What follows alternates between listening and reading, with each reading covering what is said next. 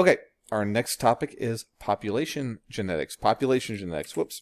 Okay, so I have this this Coug symbol. This is what all the U of H grads or U of H people that go to U of H will recognize this symbol instantly because you hold it up at every football game, etc. I did graduate from U of H, but that's not why I put this up here. It's because these are the 3 fingers of evolution that I'm going to be talking about today. You should remember. Let's start with the index finger here first. What does this finger represent?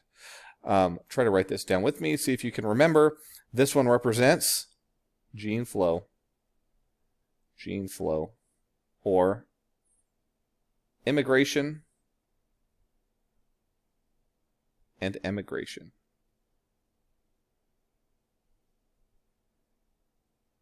Which means the individuals move into and out of populations, immigration moving in, emigration moving out, meaning that it's bringing new alleles, meaning that you're changing the allele frequency. And remember, evolution is the change in allele frequency over time. Over time, that's all it is. So keep that in mind. The middle finger here, this represents mutation. Again, this is our a random process. It is kind of our underlying theme of evolution. You need mutation for anything to occur. But just keep in mind that genes can mutate. DNA can mutate, giving rise to new phenotypes. Phenotypes, keep in mind, are how a gene is shown. A phenotype might be red hair versus brown hair, something like that. Phenotype is how a gene is expressed. Okay, so we have genotypic and phenotypic variation, which is a result of mutation, right?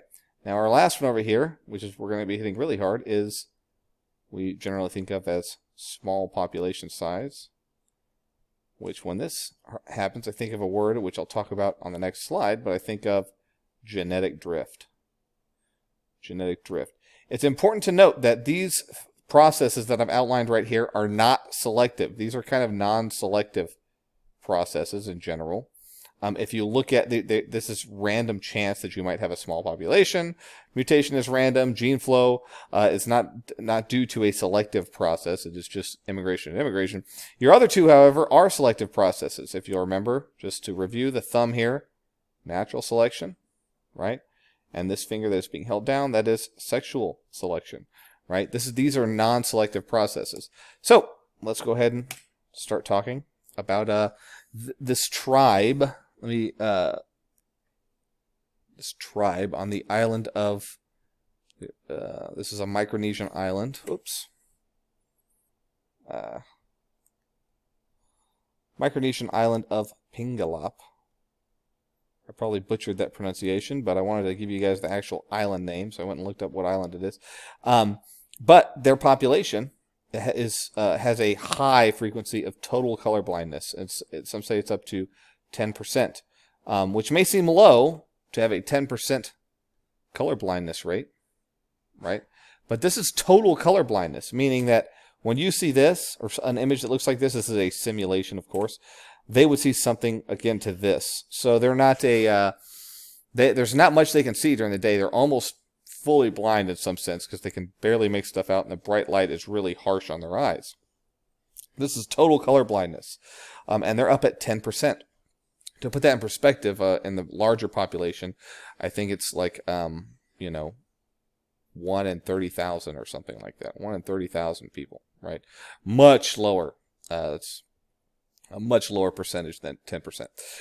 So this is a large portion of the population is colorblind on this Pingalap Island. And the reason for that, it's been traced back. You had this is this little island, right? It's actually an atoll. It has a lagoon in the middle here. I'm not going to get too crazy with trying that stuff. But you have an island, right? They had a certain population that was reduced by a disaster to around 20 individuals. In the 1775, around 20 individuals survived. Now their king survived, who also had this color blindness, this total color blindness. So 1 out of 20 of those individuals was colorblind.